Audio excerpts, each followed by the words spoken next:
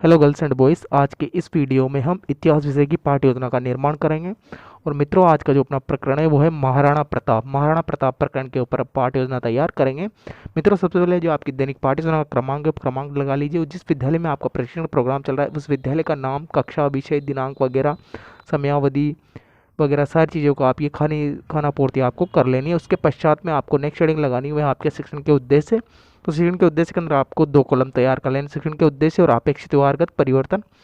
ये 2 कॉलम तैयार करने के पश्चात इसे लिखने से पहले मैं आपको बता दूं, अगर अब तक आपने हमारे चैनल को सब्सक्राइब नहीं किया तो प्लीज़ चैनल को सब्सक्राइब कर दीजिए और वीडियो को लाइक कर दीजिए, क्योंकि मित्रों सब्सक्रिप्शन का कोई भी चार्ज नहीं है, फ्री ऑफ कॉस्ट है। प्लीज़ चैनल को सब्सक्राइब कर ले ताकि आपको आने वाले वीडियो का नोटिफिकेशन सबसे पहले प्राप्त हो सके। तो 2 कॉलम बनाने के पश्चात मित्रों आपको सबसे पहले शिक्षण उद्देश्य वाले कॉलम के अंदर देखिए मैंने आपको शिक्षण के उद्देश्य लिखा है, तो ज्ञानात्मक, अवबोध, ज्ञानोपयोग, कौशल, अभिरुचि, अभिवृत्ति, इस प्रकार से मैंने आपको 6 के शिक्षण के उद्देश्य लिखा है। इन 6 के शिक्षण के उद्देश्यों को आप ध्यानपूर्वक लिख लीजिए और इससे संबंधित देखिए मैंने आपको अपेक्षित व्यवहारगत परिवर्तन भी लिखाई है। तो इन अपेक्षित व्यवहारगत परिवर्तन को भी आप ध्यानपूर्वक लिख लीजिएगा।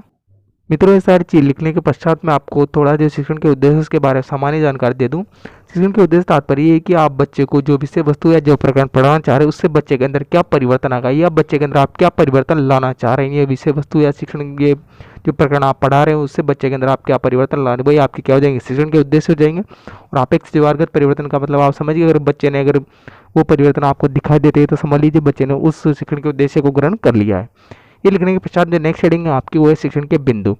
तो इसके अंदर जो आप बच्चे को शिक्षण के बिंदु, जो प्रमुख जो पढ़ाना चाह रहे हैं वो शिक्षण के बिंदु को आप पहले डिस्क्राइब कर दीजिए। जैसे पहला शिक्षण का बिंदु हो जाएगा महात्मा जो जो को है महाराणा प्रताप का जीवन परिचय। सेकंड है चेतक। थर्ड जो शिक्षण बिंदु है महाराणा प्रताप के जो प्रमुख जो युद्ध उन्होंने लड़े थे वो हो जाएंगे। नेक्स्ट हेडिंग हो जाएगा आपके शिक्षण की विधि। तो किस विधि का इसमें प्रयोग करेंगे, तो इसमें व्याख्यान विधि, प्रश्नोत्तरी विधि, कथन विधि का प्रयोग करेंगे। सहायक सामग्री के अंदर चाक, डस्टर, लपेट, प्लग, कक्षा उपयोगी सामग्री, चार्ट इसके अंतर्गत आ जाएंगे। पूर्व ज्ञान में आप लिखेंगे विद्यार्थी महाराणा प्रताप के बारे में सामान्य जानकारी पूर्व में रखते हैं। इस प्रकार से आपको सारी चीज लिख लें। इसके पश्चात नेक्स्ट हेडिंग आपके प्रस्तावना प्रश्न। जो प्रस्तावना प्रश्न है उसके अंदर आपको 2 कॉलम बनाना, छात्र अध्ययन क्रिया, विद्यार्थी क्रिया। जो प्रस्तावना प्रश्न है उसके बारे में आपको थोड़ी सामान्य जानकारी दे दूं। मित्रों, जो प्रस्तावना प्रश्न होता है वो छात्र अध्यापक के द्वारा बनाया जाता है। इसके अंदर छात्र अध्यापक के द्वारा बच्चों से प्रश्न किए जाते हैं और इसके अंदर आपके द्वारा कम से कम 4 प्रश्न, अधिक से अधिक 6 या 7 प्रश्न आपके द्वारा बच्चों से पूछे जाने चाहिए। और जिस प्रकार से मैंने प्रश्न बनाए उस प्रकार से आपको ये सारे प्रश्न लिख लेने। और आपको ये जो प्रश्न बच्चों से पूछने ये तार्किकता के क्रम में होना चाहिए। कहने का मतलब है एक प्रश्न को दूसरे प्रश्न से जोड़ते हुए आपको बच्चों से प्रश्न पूछने। जैसे मैंने इसके अंदर प्रश्न पूछने उस प्रकार से आप लिख लीजिए। जैसे मैंने एक प्रश्न में आपको बोल के बता देता हूँ, जैसे हुमायूं का पुत्र कौन था, तो बच्चे उत्तरेंगे अकबर। अकबर किस मेवाड़ शासक के साथ निरंतर संघर्ष करता रहा, बच्चे उत्तरेंगे महाराणा प्रताप के साथ। तो महाराणा प्रताप के बारे में आप क्या जानते हैं, बच्चे प्रश्न का उत्तर नहीं दे पाएंगे। तो एक प्रकार से आपको अंत के अंदर आपके द्वारा एक समस्यात्मक प्रश्न पूछा जाए, इसका बच्चे उत्तर नहीं दे पाएंगे। तो इस प्रकार से आपको ये प्रश्न पूछ लेना। और नेक्स्ट हो जाएंगे आपके उद्देश्य कथन। उद्देश्य कथन में आप लिखेंगे बच्चों आज हम महाराणा प्रताप के बारे में विस्तार पूर्वक अध्ययन करेंगे। इस प्रकार से आपको सारी चीज लिख लेनी। इसके पश्चात में जो नेक्स्ट हेडिंग आती है आपकी वो है प्रस्तुतिकरण। प्रस्तुतिकरण के अंदर आपको 5 कॉलम तैयार कर लें। शिक्षण बिंदु, छात्र अध्ययन क्रिया, विद्यार्थी क्रिया, सहायक सामग्री व श्यामपट्ट कार्य। इस प्रकार से आपको 5 कॉलम तैयार कर लें। 5 कॉलम तैयार करने के पश्चात में जो शिक्षण बिंदु वाला कॉलम है उसके अंदर आपको पहला शिक्षण बिंदु लिखना है महाराणा प्रताप का जीवन परिचय। इस शिक्षण बिंदु से संबंधित देखिए मैंने आपको छात्र अध्ययन क्रिया वाले कॉलम के अंदर विकासात्मक प्रश्न लिखा है। तो महाराणा प्रताप के जीवन की किन किन उसने अधीनता स्वीकार नहीं की, तो बच्चे उत्तर देंगे मुगलों के अधीन था। तो इस प्रकार से आपको सारे विकासात्मक प्रश्न लिख लेने। और उस सहायक विद्यार्थी क्रिया वाले कॉलम के अंदर जो मैंने लिखा है सारी चीज़ों को लिख लीजिए। और छात्र अध्ययन जो कथन है इसके अंदर महाराणा प्रताप का जन्म 9 मई 1940 ईस्वी में कुंभलगढ़ दुर्ग में हुआ था। महाराणा प्रताप के बचपन का नाम कीका था। इनके पिता उदय सिंह व माता जयवंती बाई थी। मेवाड़ की शौर्य भूमि धन्य है जहाँ महाराणा प्रताप ने जन्म लिया। इस प्रकार से आपको जो मैंने आपको छात्र अध्ययन कथन लिखा है इसको ध्यानपूर्वक पूरा लिख लीजिएगा। बहुत प्रश्न वगैरह जो सारी चीज़ें और जो श्यामपट्ट कार्य उस श्यामपट्ट कार्य को भी आप परिपूर्ण कर लीजिए। ये सारी परिपूर्ण करने के पश्चात में फ्रेंड जो आपका नेक्स्ट पेज है उसके अंदर आपको फिर से वही 5 कॉलम बनाए। शिक्षण बिंदु, छात्र अध्ययन क्रिया, विद्यार्थी क्रिया, सहायक सामग्री और श्यामपट्ट कार्य। और ये लिखने के पश्चात में जो शिक्षण बिंदु वाला कॉलम है इसके अंदर आपको द्वितीय शिक्षण बिंदु आता है चेतक।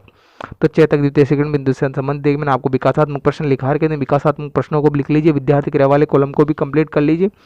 और जो छात्र अध्यापक कथन है उसके अंदर देखिए मैंने चेतक के बारे में सामान्य जानकारी दे रखी। जो चेतक था वो महाराणा प्रताप का प्रिय घोड़ा था। गुजरात के चारण व्यापारी 3 घोड़े चेतक, पाठक और अटक लेकर मेवाड़ आए थे।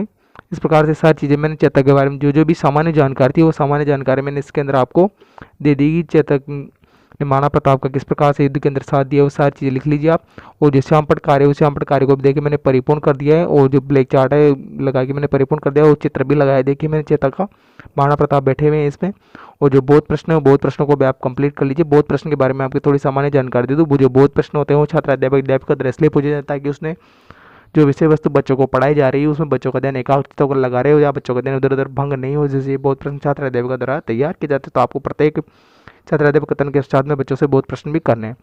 इसके पश्चात में आपको फिर से वही 5 कॉलम तैयार करने के पश्चात नेक्स्ट जो आपका शिक्षण बिंदु होता है वो महाराणा प्रताप के जो प्रमुख युद्ध थे, तो उन महाराणा प्रताप के प्रमुख युद्धों से संबंधित मैंने आपको विकासात्मक प्रश्न, छात्र अध्यापक कथन वगैरह सारी चीज़ें लिखा दी की, और विद्यार्थी के हवाले कॉलम को मैंने कंप्लीट कर दिया। तो महाराणा प्रताप ने जो प्रमुख युद्ध लड़े, जैसे हल्दी घाटी का युद्ध हो गया, दिवेर का युद्ध हो गया, इसमें 1-2 युद्धों का मैंने डिस्क्राइब, चाहे तो बड़ा भी डिस्क्राइब कर सकते, जितने भी युद्ध लड़े मैंने 1-2 युद्ध का इसके अंदर डिस्क्राइब किया, तो आप इन्हें 1-2 प्रमुख जो युद्ध है इन युद्धों को मैंने इसके अंदर बता दिया है कि महाराणा प्रताप ने हल्दी घाटी का युद्ध कब लड़ा था, दिवेर का युद्ध कब लड़ा था, वो सारी मैंने छात्र अध्यापक कथन के अंदर जानकारी दे दी है।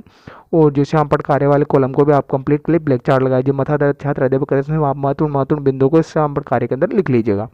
नेक्स्ट है बोध प्रश्न। जो बोध प्रश्न है, बोध प्रश्न के बारे में मैंने पहले बता दिया किसके द्वारा पूछे जाते हैं, क्यों पूछे जाते हैं।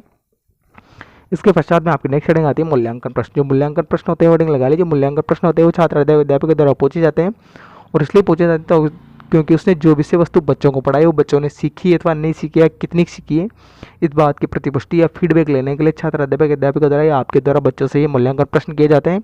और ये मूल्यांकन प्रश्न आपके द्वारा किसी भी प्रकार के तैयार किए जाते हैं, लघुत्तरात्मक, अति लघुत्तरात्मक, निबंधात्मक, बहुविकल्पात्मक, किसी भी प्रकार के प्रश्न आपके द्वारा तैयार किए जा सकते हैं।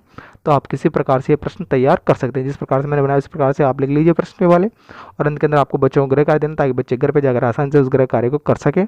और कठिनाई का स्तर का ध्यान में रहना, जिस कठिनाई के स्तर से आपने अध्ययन अध्यापन कार्य कराया, इस कठिनाई के स्तर के आधार पर आप बच्चों को गृह कार्य दें, ताकि बच्चे घर पे जाकर आसानी से उसे कर सकें। आशा करता हूँ कि आपको वीडियो अच्छा लगा होगा, तो प्लीज़ वीडियो को लाइक कर दीजिए, शेयर कर दीजिए, और चैनल को सब्सक्राइब करना ना भूलिएगा, क्योंकि सब्सक्रिप्शन फ्री हो कोर्स, प्लीज़ चैनल को जरूर सब्सक्राइब करेगा। और आपको और पार्ट विज़न की आवश्यकता है तो प्लीज़ हमारे चैनल के पेज पे जाएं, वहाँ पर आपको प्लेलिस्ट मिल जाएगी, प्लेलिस्ट के अंदर आपको बहुत सारी पार्ट हो जाएंगे, वहाँ पर उपलब्ध हो जाएगी। मित्रों, जय हिंद, जय भारत, वंदे मातरम।